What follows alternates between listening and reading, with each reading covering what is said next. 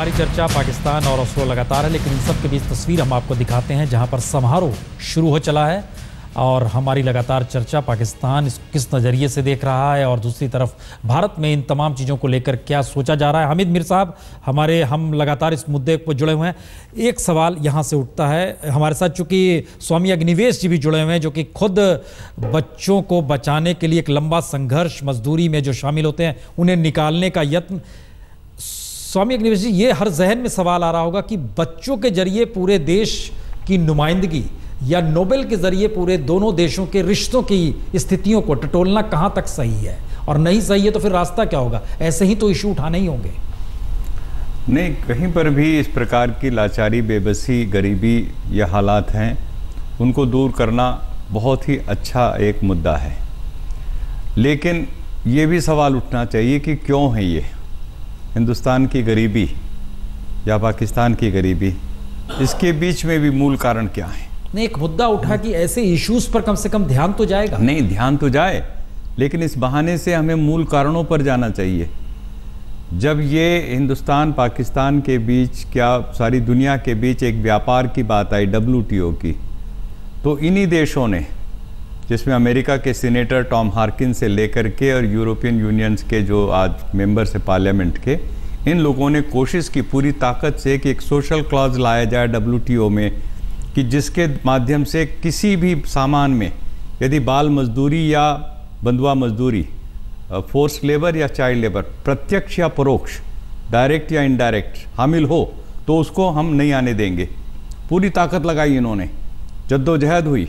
बाद में सिंगापुर में जब कॉमर्स मिनिस्टर्स की मीटिंग हुई सारे हमारे कंट्रीज़ के, उन्होंने कहा बिल्कुल हम इसको बर्दाश्त नहीं करेंगे। हमारे देशों की तमाम ट्रेड यूनियन इकट्ठी हुई, हमने कहा लेकिन इसमें हमारे जो पुरस्कार दिलाने वाले और ये वो हैं, इनकी पूरी ज़बरदस्त भूमिका है।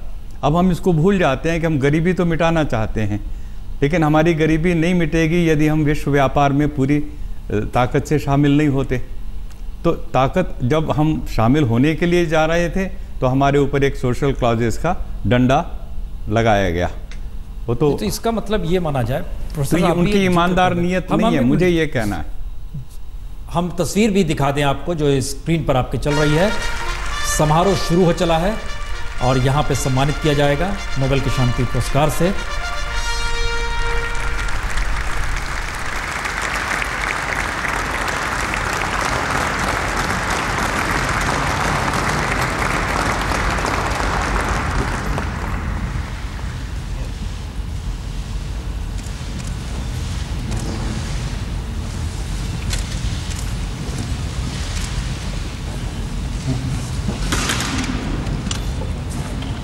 तो ओस्लो में समारोह शुरू हो चला है और एक हमारे वो पूरी प्रक्रिया है। लेकिन हामिद मीर साहब, एक सवाल यहाँ पर हर जहन में होगा कि कैलाश सत्यार्थी साहब तो लौटेंगे हिंदुस्तान, मलाला गई नहीं है घटना के बाद से जिस स्थिति में, वो कब तक आएंगी वहां पर? इस जार में कोई जानकारी?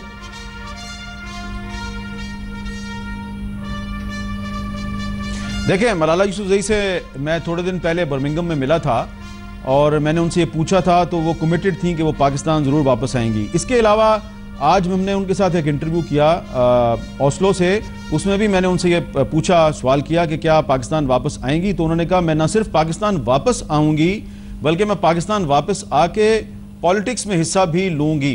तो इसलिए जो लोग ये सवाल उठा रहे हैं कि मलाला पाकिस्तान वापस आएंगी नहीं आएंगी, उनको मलाला का ये जवाब है कि मैं पाकिस्तान से बाहर गई हूँ, तालीम हासिल करने के लिए, एजुकेशन के लिए गई हूँ और मैं पाकिस्तान वापस आऊँगी। Her future belongs to Pakistan. इस बारे में वो बड़ी क्लियर हैं। और एक दूसरा सवाल है कि लोगों के जहन में ये भी है कि अगर वाकई प्राइम मिनिस्टर्स नहीं गए, भारत में इसे उस नज़रिए से देखा नहीं जा रहा है कि प्राइम मिनिस्टर गए, क्या पाकिस्तान में इसका कोई नज़रिया है कि जाना चाहिए था?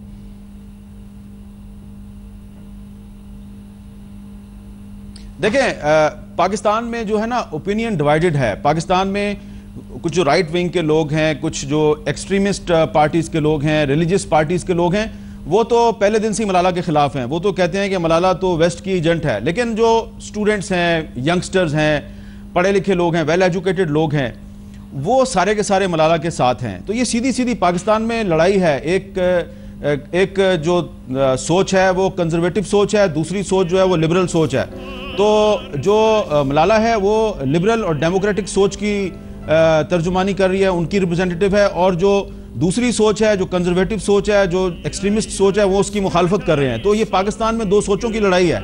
इसलिए अगर पाकिस्तान का प्राइम मिनिस्टर या इंडिया का प्राइम मिनिस्टर ओस्लो गया या नहीं गया, अगर चले जाते तो अच्छी बात थी, अगर नहीं गए तो कोई बात नहीं। लेकिन वो लोग जो पाकिस्तान में ये समझते हैं कि इंडिया और पाकिस्तान को आपस में मिल बैठकर अपने मामला ठीक करने चाहिए, और वो लोग जो डेमोक्रेसी पे यकीन रखते हैं, और वो लोग जो चाहते हैं कि पाकिस्तान के जो प्रॉब्लम्स हैं उनको हमें आपस में मिल बैठ के तय करना चाहिए, वो इस बात पे बहुत खुश हैं कि कैलाश सत्यार्थी और मलाला यूसुफजई दोनों ने मिलकर एक काम किया, दोनों को पीस प्राइज़ मिला है दोनों ने। और बहुत अच्छी बात यह है कि कैलाश सत्यार्थी जो हैं उन्होंने कल एक प्रेस कॉन्फ्रेंस में अपनी बेटी कहा, और मलाला ने फौरन उनको अपने दूसरे पिता तस्लीम कर लिया। तो प्राइम मिनिस्टर मोदी या प्राइम मिनिस्टर नवाज शरीफ गए या नहीं गए, लेकिन मलाला जो है वो कैलाश सत्यार्थी की बेटी बन गई, वो उनका बाप बन गया। मेरे ख्याल से ये बहुत बड़ी अचीवमेंट है।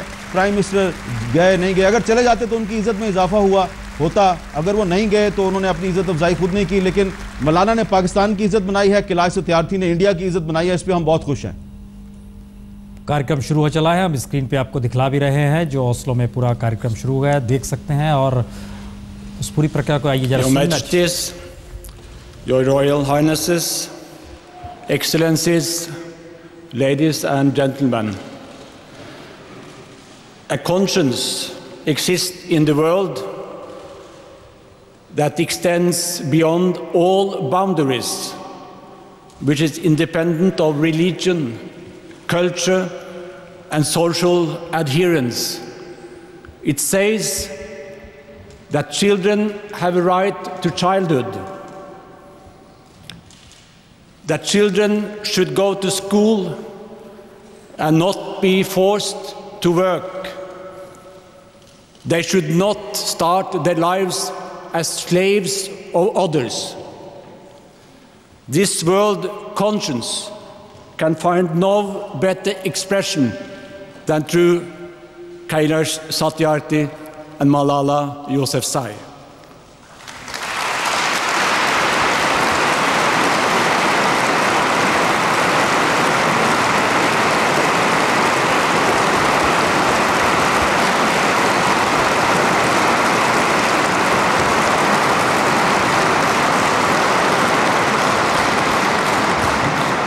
So, dear Nobel Peace Laureates, a stronger expression of Alfred Nobel's appeal for fraternity between nations would be difficult to find except through you two.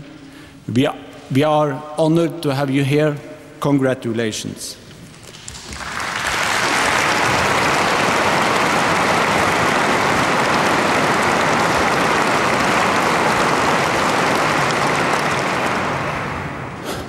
The road to democracy and freedom is paved with knowledge. Taliban and ISIL dislike knowledge because they know that it is an important condition for freedom. Attendance at school, especially by girls, deprives such forces from power. But nothing should be further from Islam than using suicide bombs against their co-religionists, or shooting at a young girl whose only demands was to be allowed to go to school. Violence and repression cannot be justified in any religion. Islam, Christianity, Judaism, Hinduism protect life and cannot be used to take lives. The two whom we honor here today stand very firm on this point. They live according to what Mahatma Gandhi said. There are many purposes I would have died for. There are no purposes I would have killed for. Satyarthi and Yousufzai are precisely the people whom Alfred Nobel in his will calls champions of peace. They are not only behind the desk, but in practice. Your Majesties, Your Royal Highnesses, ladies and gentlemen, Kailash Satyarthi's vision is quite simple: to put an end to child labor. Since he abandoned a promising career as an electrical engineer in 1980, this has been Satyarthi's overriding aim. He has worked at several different levels to achieve it. At grassroots level, he has achieved the release of some 80,000 children, sometimes in very dramatic circumstances. He has often been brutally attacked. It takes little fantasy to imagine the reaction when he and his co-workers go into worn-down factory premises in India to set the children free. Powerful interests have profited from child labor, namely. They do not give up without a struggle. Satyarthi himself has adhered to non-violence. The child laborers are not infrequently recruited by kidnapping, but are often also hired out by parents who cannot manage their debts. Enslavement to debt remains very widespread, not only in India, but also in many other countries. Satyarthi insists that it is not poverty that leads to child labor. Child labor maintains poverty, carrying it from generation to generation. School attendance releases people and young people from poverty. Satyarthi has developed a model for how liberated children can be rehabilitated and get education.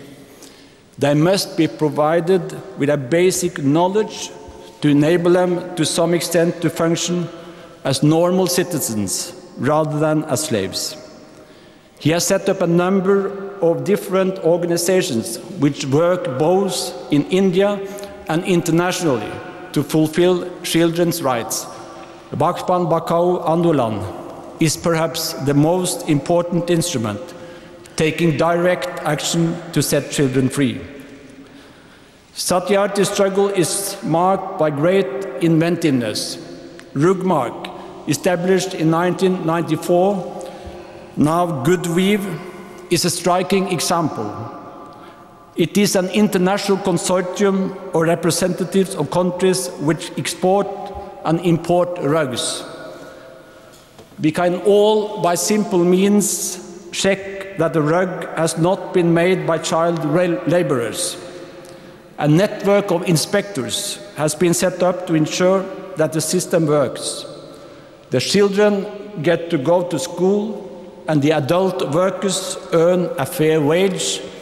Exporters and importers pay a small fee to keep up the system of inspections and controls. Efforts are in hand to spread the scheme to other products, often made by child labor, such as knitted goods and sports gear. On the 17th of January 1998, Satyarthi embarked on his biggest project, the Global March Against Child Labor.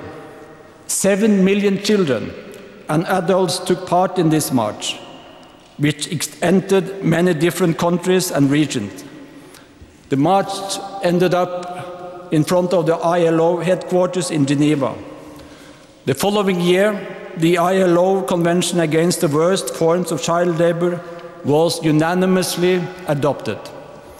The convention has currently been ratified by 172 countries. No ILO convention has been ratified more quickly. ILO Conventions 138 and 182 and the UN Convention on the Rights of the Child now form the basis of the worldwide struggle against child labor and for education. Much, nevertheless, remains to be done. There are roughly 60 million child laborers in India alone, most of them in farming. So if the country were to ratify the 2 ILO conventions, that would be a big step in the right direction.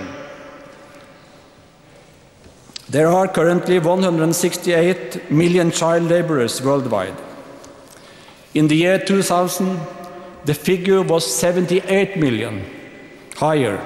In this, as in so many other areas, things are thus moving in the right direction, and often much faster than we think. Satyarthi indeed believes that child labor can be more or less eliminated in his own lifetime. Everyone here shares this hope.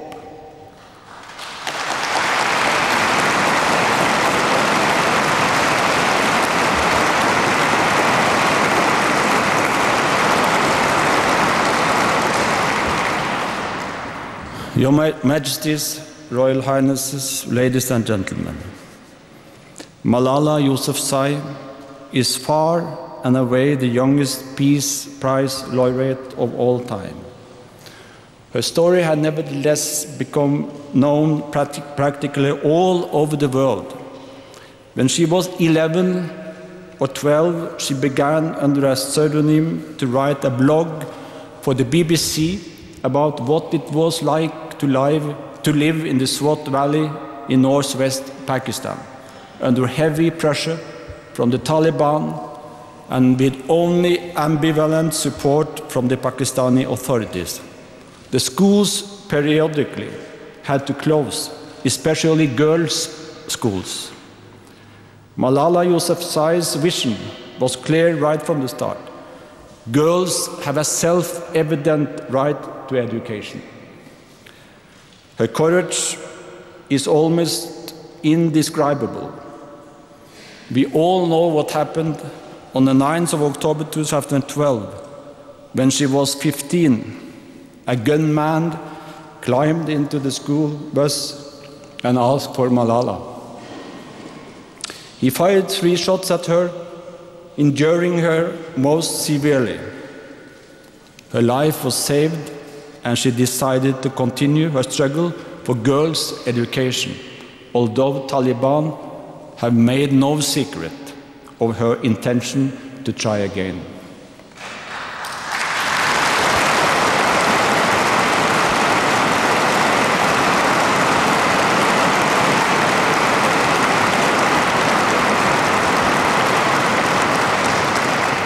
Pakistan's population numbers nearly 200 million. 1/4 are between 5 and 16 years old.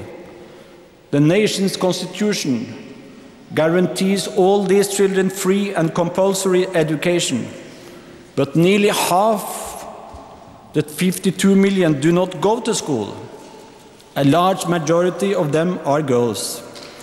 And it is not just Taliban that seeks to keep the girls away from school, because schools have been built without walls, without running water, and without toilets. And at least as important, indoctrination is sometimes more important than the skills and knowledge needed in order to cope in a modern world. The teachers too often lack the minimum qualification needed. We appreciate very much that Pakistani authorities have praised the award to the Peace Prize to Malala Yousafzai. The best gift they could give her would be dramatic improvements in the country's education system.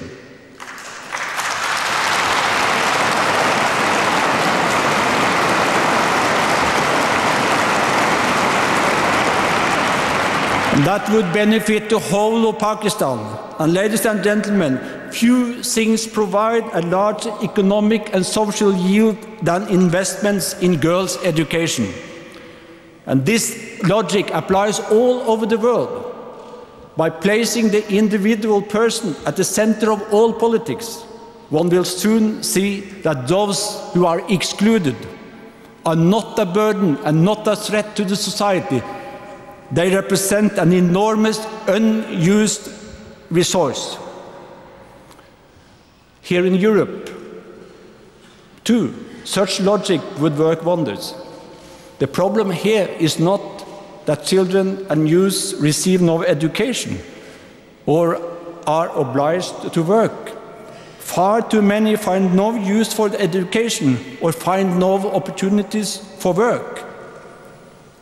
We need to leave this negative situation and instead give the younger generation the hope which is probably the strongest defense against extremism. Young people must be able to see into the future instead of being trapped by dark forces and dark thoughts. Ladies and gentlemen, while it is in the nature of extremism to create enemies and frightening images and to divide the world into us and them, the laureates show us something else. A young girl and somewhat older man, one from Pakistan and one from India, one Muslim, the other Hindu, both symbols of what the world needs, namely more unity, fraternity between the nations that Alfred Nobel spoke about.